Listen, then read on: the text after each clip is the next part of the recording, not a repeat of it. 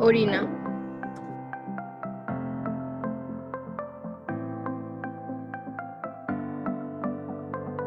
Audio Jungle.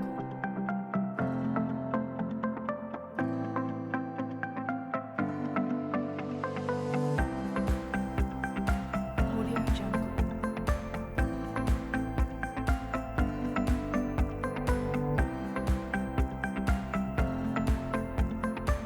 Audio Jungle. El uroanálisis es una parte integral de los exámenes rutinarios que se realizan en el laboratorio clínico.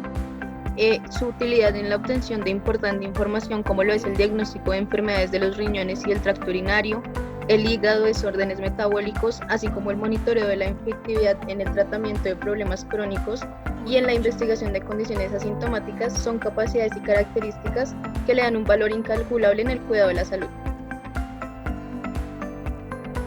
Audio Jungle. Para poder satisfacer tales objetivos requiere el cumplimiento de dos condiciones generales. La primera es la adecuada obtención de una muestra proveniente de un paciente con una indicación médica bien dirigida para la realización del examen. Y la segunda es un uroanálisis con procedimientos estandarizados y bien realizados.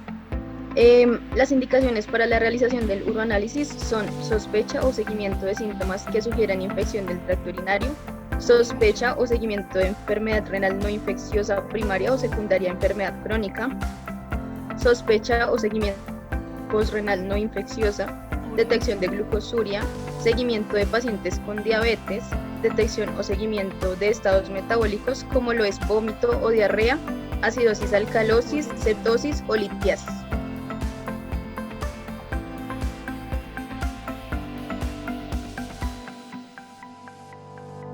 Audio Jungle. En cuanto a la etapa preanalítica y la muestra de orina, desde el punto de vista de los procedimientos médicos, la orina se ha descrito como una biopsia líquida obtenida de forma indolora y para muchos es la mejor herramienta de diagnóstico con la que cuenta el médico, ya que es no invasiva. Es de vital importancia a partir de una muestra con una concentración adecuada y con un contenido de elementos formes provenientes de la vida urinaria, evitando la contaminación externa con microorganismos y con elementos celulares de la piel y los genitales externos. El éxito inicia con unas instrucciones claras y concretas, un lenguaje comprensible por el paciente que se da en forma oral, escrita y de preferencia acompañadas por dibujos demostrativos. Audio Jungle. Se recomienda que las instrucciones que se proporcionan al paciente ambulatorio incluyan los siguientes puntos que voy a tocar. Entonces, en cuanto a las indicaciones para el paciente masculino, lo primero que debe hacer es lavar sus manos con agua y jabón antes de obtener la muestra. Posterior a esto, debe retraer la piel del pene y lavar la salida de la uretra con una toalla mojada, esto con agua pura. Posterior a esto, limpia y seca con una toalla seca y debe dejar salir un primer chorro a la taza del baño. Debe depositar la siguiente porción en el frasco y elimina el resto en la taza del baño. Ya por último, debe tapar el frasco evitando tocar el interior y entregarlo en el laboratorio lo más pronto posible. En cuanto a las indicaciones para el paciente femenino, la paciente debe lavar sus manos con agua y jabón antes de obtener la muestra, debe separar sus labios y limpiar sus genitales externos de adelante hacia atrás con 3 toallas húmedas. Posterior a esto, debe secar con una toalla seca y dejar salir un primer chorro a la taza del baño. Posterior a esto, depositar la siguiente porción en el frasco y eliminar el resto en la taza del baño. Por último, debe tapar el frasco evitando tocar el interior y entregarlo en el laboratorio lo antes posible. Audio Jungle. En cuanto a los contenedores que se usan para recolectar la muestra de orina, son frascos con capacidad para obtener 50 a 100 mililitros de orina y deben tener boca ancha de 4 a 5 centímetros de diámetro para poder depositar la muestra directo dentro del vaso. El material de su construcción debe ser transparente y la tapa debe tener rosca fácil y debe sellar herméticamente para poder evitar un derrame accidental. En cuanto a los criterios de rechazo de las muestras, van a ser muestras obtenidas después de una ingesta exagerada de líquidos, muestras con más de 2 horas de haber sido emitidas, conservadas o transportadas a temperatura ambiente, muestras sin etiquetar o que vengan mal etiquetadas, ya que debemos tener en cuenta que se debe etiquetar en el frasco y no en la tapa, muestras visiblemente contaminadas, mal tapadas o sin tapa, muestras en las que se observen abundantes núcleos de célula epitelial escamosa. Y por último, las muestras que contengan contaminación fecal no deben descartarse sin consultar al médico por la posibilidad de que se presente una fístula. Audio Jungle. En cuanto a la preparación de la muestra, el uroanálisis debe realizarse dentro de las primeras 2 horas de emitida la muestra, ya que después de las 2 horas, el deterioro que experimenta la muestra de orina incluye destrucción de leucocitos y eritrocitos, proliferación de bacterias, degradación bacteriana de la glucosa, aumento del pH por formación de amoníaco como resultado de la degradación bacteriana de la urea y oxidación de la bilirrubina y del urobilinol. En cuanto a la homogeneización de la muestra, la orina es una suspensión coloide en la que las partículas suspendidas no están distribuidas uniformemente. En el tiempo que pasa entre la recolección de la muestra y su análisis, los elementos más pesados, como pueden ser los cilindros, las células o los cristales, se van a depositar en el fondo del frasco, por lo que la homogeneización es un paso de vital importancia para la representatividad de la alícuota que se separa para su análisis. La muestra se homogeneiza por inversión del frasco. Este se invierte lenta y cuidadosamente de 3 a 5 veces para así lograr una buena mezcla sin formar espuma. En cuanto a la separación de la alícuota en tubo de ensayo, el volumen de la alícuota que se separa en el tubo de ensayo es determinante en el resultado que se va a obtener en la muestra microscópica de partículas, por lo que es uno de los puntos más importantes para estandarizarse. La opción que presenta más ventajas de estandarizar el volumen de la alícuota es el uso de tubos especiales para uroanálisis que se encuentran en el mercado como parte de los equipos para la cuenta microscópica. Este tipo de tubos tienen graduación para poder llenarse siempre al mismo volumen, pero si no contamos con tubos estandarizados, se debe marcar el volumen en los tubos de ensayo. Los volúmenes que son más recomendados por las guías para la estandarización del uroanálisis son de 10 y de 12 mililitros. Además, es importante adaptarse a estos volúmenes con los cuales están determinados los intervalos de referencia a los que ya todos estamos acostumbrados, tanto los laboratorios como los médicos, que son quienes interpretan los resultados para el cuidado de la salud de los pacientes. Audio Jungle. Fase analítica. Examen físico. En el examen físico se aprecia el aspecto de la orina, que debe ser normalmente límpida y transparente. Existe turbidez por presencia de células, cristales, cilindros, detritus, proteínas, grasas y moco en las muestras de orina. Audio Jungle. En ciertas circunstancias, el aspecto de la orina puede indicar la presencia de enfermedades, como sucede en el síndrome nefrótico, que se caracteriza por orinas espumosas y lechosas debido a la presencia de proteínas y colesterol respectivamente.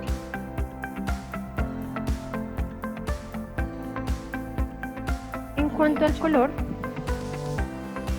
el color de la orina es ámbar amarillo. Esto es dado por la presencia del pigmento urocrómico.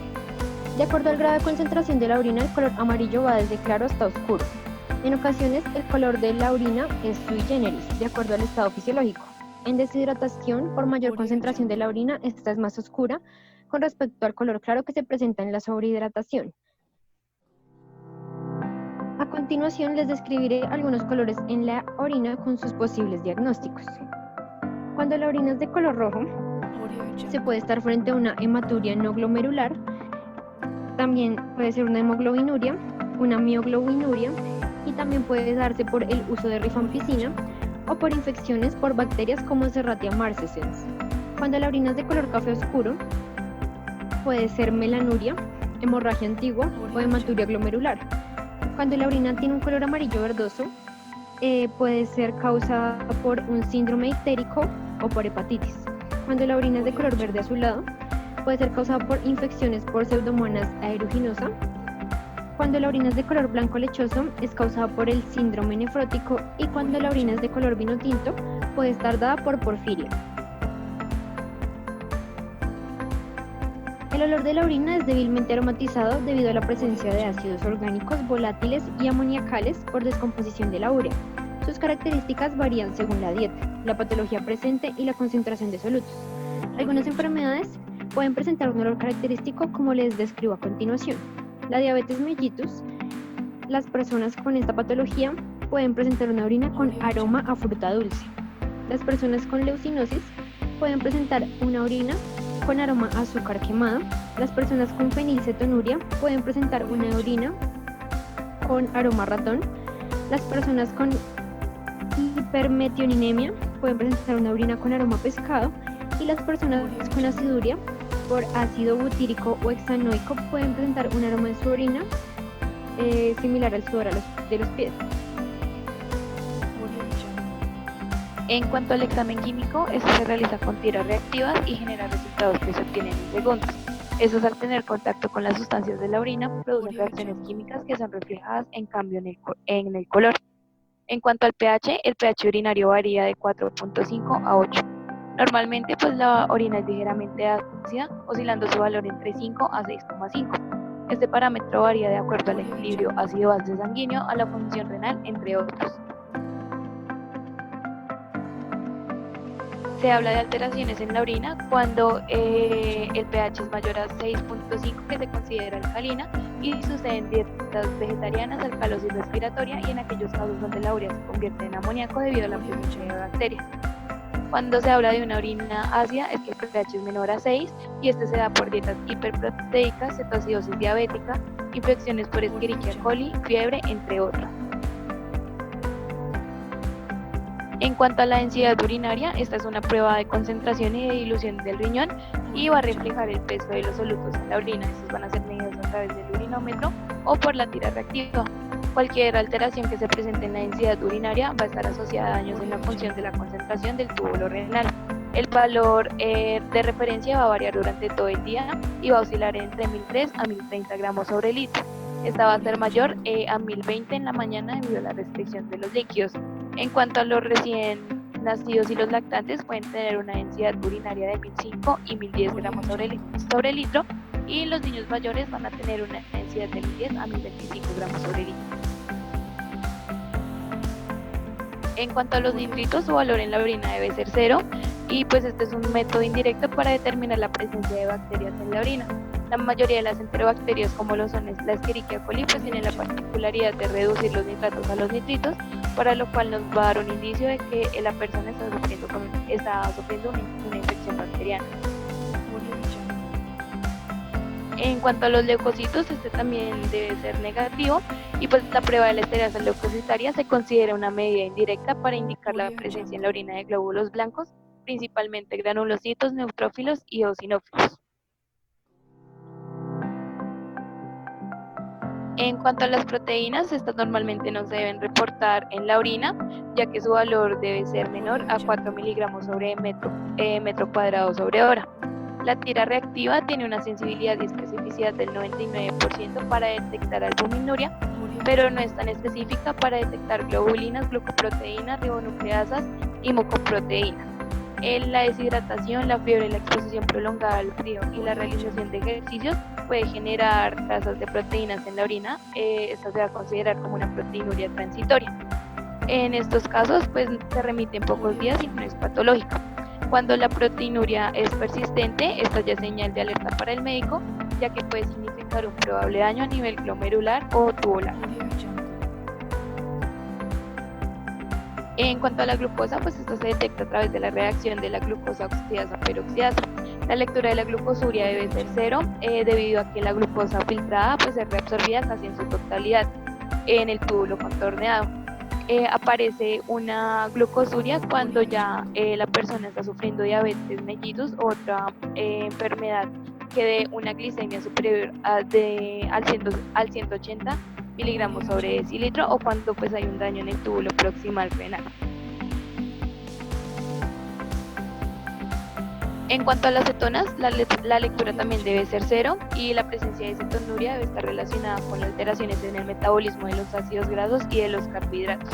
Los pacientes que tienen ayuno prolongado, fiebre, vómito, diabetes mellitus y otras alteraciones pueden tener una cetonuria elevada. En cuanto al urobilinógeno, pues este es un pigmento biliar que se va a oxidar fácilmente a temperatura ambiente, y su valor va a estar relacionado directamente con la presencia de bilirrubina indirecta, y se va a encontrar normalmente en concentraciones bajas que oscilan más o menos en 1 miligramo sobre decilitro. En estas también puede dar una lectura de 0. En cuanto a las bilirrubinas, su lectura es negativa, pero cuando se presenta bilirrubina en la orina es conjugada o directa, ya que por ser hidrosoluble pues pasa al glomérulo renal, lo cual pues hace sospechar la presencia de una obstrucción intra o extrahepatobiliar. En cuanto a la sangre, la tira reactiva pues no va a discriminar entre hematuria, hemoglobinuria y mioglobinuria, porque todas catalizan la reacción de la peroxidasa. De ahí es la importancia de realizar un adecuado análisis del sedimento urinario, ya que este es esencial pues, para el diagnóstico de la hematuria. En cuanto a los datos de la historia clínica, el estudio del sedimento urinario y los resultados de las pruebas específicas, como la del sulfato de amonio, van a ayudar a establecer esta diferenciación. Si la tira reactiva es positiva para sangre, pero el examen microscópico no reporta presencia de hematíes, se debe sospechar de la existencia de hemoglobinuria o mioglobinuria. En cuanto al examen citológico y microbiológico de la orina, inicialmente se debe centrifugar la muestra, remover el sobrenadante y tomar una muestra del sedimento, y este pues debe colocarse sobre una lámina y observar al microscopio. Normalmente la observación no necesita ningún tipo de tinción.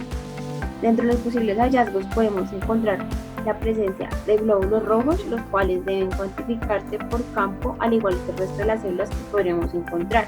Estas células se caracterizan por ser anucleadas, y si las encontramos en gran cantidad podríamos hablar de que el paciente cursa por un cuadro de hematuria, cuando encontramos más de 3 glóbulos rojos por campo.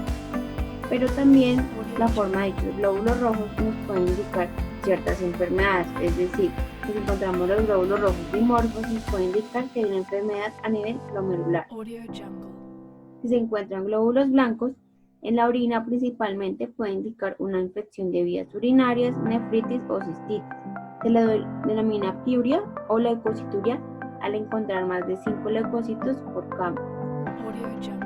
En cuanto a la presencia de células escamosas, no siempre tienen un valor patológico, siempre y cuando éstas se encuentren en un buen estado. Si la observación, también en la observación, se hallan bacterias, puede deberse a contaminación externa muchas veces, pero se pueden encontrar con leucocitosis, lo que nos puede indicar que si hay una posible infección urinaria. También es posible encontrar ciertos tipos de cristales en la orina, como los cristales de ácido úrico, que se forman en presencia de orina ácida e indican niveles altos de ácido úrico en el organismo, que incluso pueden ocasionar la formación de cálculos en el caso de no ser excretados. También se forman cristales de oxalato de calcio, y pues estas se dan porque la orina es de tipo alcalina, y al igual que los cristales de ácido úrico pueden formar cálculos. Otro tipo de cristales que se pueden formar son los trifosfatos de amonio y los cristales de urato amorfo, que se forman por un tipo de orina alcalina y pueden indicar infecciones urinarias por organismos productores de ureasa. Finalmente tenemos la presencia de cuerpos ovales grasos, los cuales pueden indicar un padecimiento renal o síndrome nefrótico.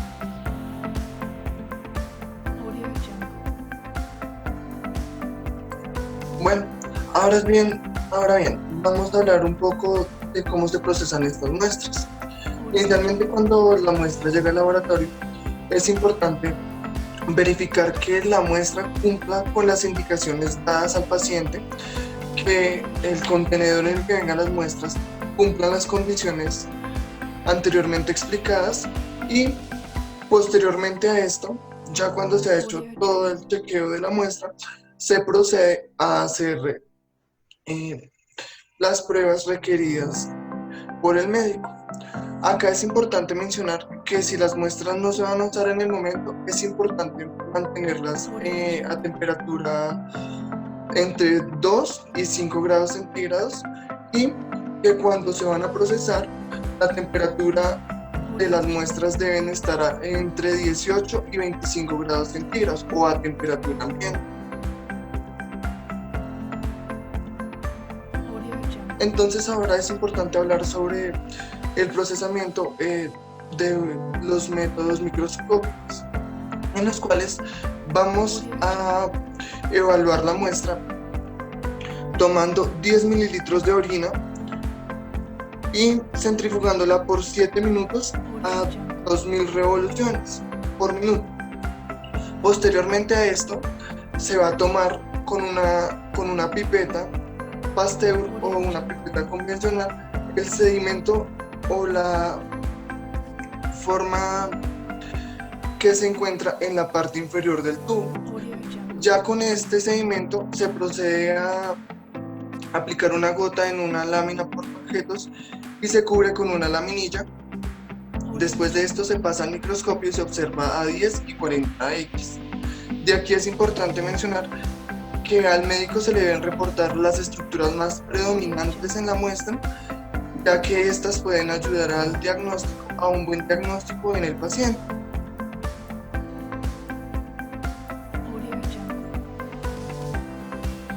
También el procesamiento de las tiras reactivas van a tener unas especificaciones importantes. Ya posteriormente, cuando se tiene la muestra, la tira reactiva se puede evaluar de tres formas. Se puede sumergir la tira reactiva y sacarla inmediatamente. También se puede tomar muestra de orina y aplicarla en cada tira reactiva, o se puede con una pipeta Pasteur tomar la muestra de orina y pasarla por todas las tiras reactivas, y a partir de ahí hacer la evaluación, la lectura de la glucosa, de la bilirrubina, de la acetona, de la densidad de la orina, si presenta hemoglobina, cómo está el pH, revisar las proteínas, el urobilinógeno, los nitratos y los leucocitos. Ya acá es importante decir que la muestra no puede permanecer más de 3 segundos sumergida frente a la muestra de orina, porque esto puede alterar los resultados de la tira reactiva. Y también es importante que la lectura se debe desarrollar no pasado los 2 minutos, puesto que muchos valores de las tiras reactivas pueden cambiar y pueden dar unos falsos resultados.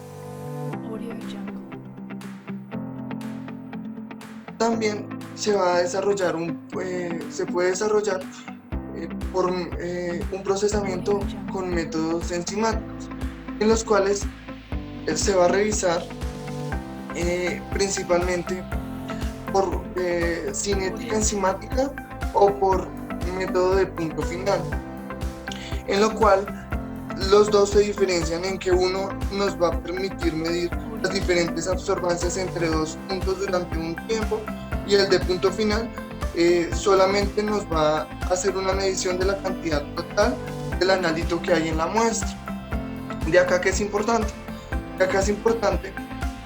que se debe revisar el inserto de la prueba que se va a desarrollar, revisar los tiempos, y en el caso de la cinética enzimática ser muy estrictos con la medición de las absorbancias en los diferentes tiempos que nos establece el inserto, puesto que de no hacerse así, los resultados pueden ser errados y esto puede ocasionar que se dé un falso reporte. También es importante acá seguir los protocolos que cada laboratorio tiene, ya que esto de alguna manera puede alterar las mediciones y los reportes que se le van a dar al médico.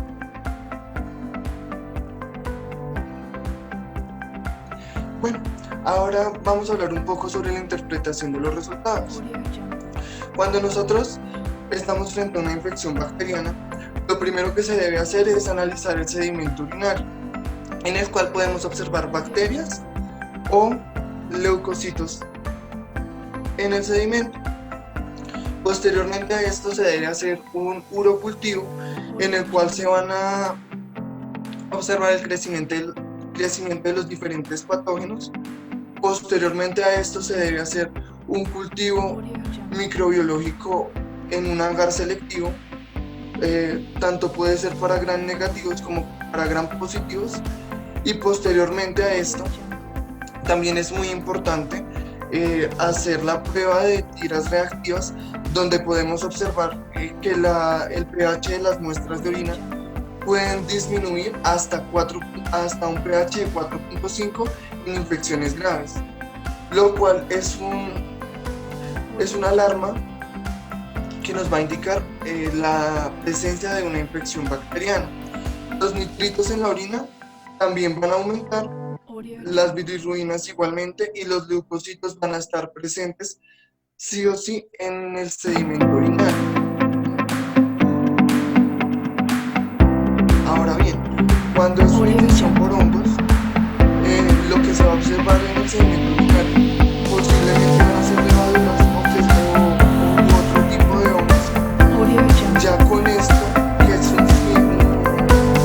una alarma, se procede a hacer un puro cultivo y posteriormente a esto, para confirmar el diagnóstico,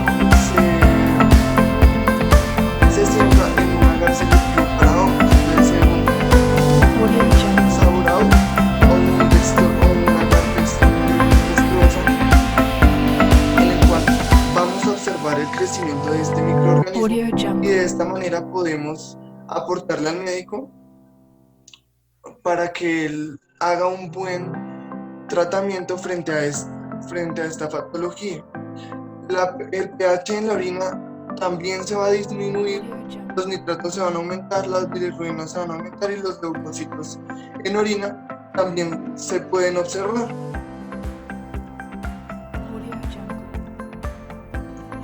Ahora bien, en las infecciones parasitarias ya es un poco diferente. En lo más importante va a ser la observación macroscópica y el color de la orina, puesto que muchos parásitos pueden generar hematuria o hemoglobinuria.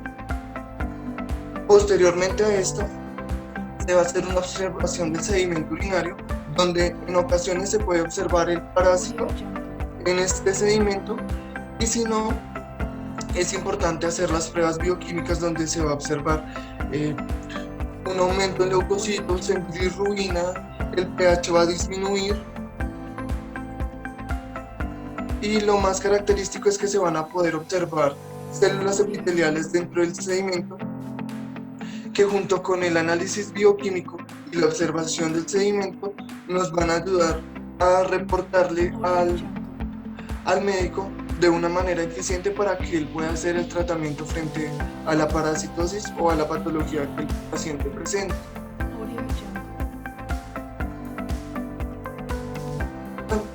Frente al daño renal, es importante decir que va a estar alterado patrones como el nitrógeno ureico, el pH va a estar aumentado o disminuido según la patología, la gravedad del daño renal. Se va a presentar glucosa en orina, proteinuria, y otras pruebas dentro del laboratorio pueden confirmar que estamos frente a un daño renal, y a partir de esto se puede hacer el reporte al médico para que él pueda comenzar un tratamiento con el paciente de una manera eficiente.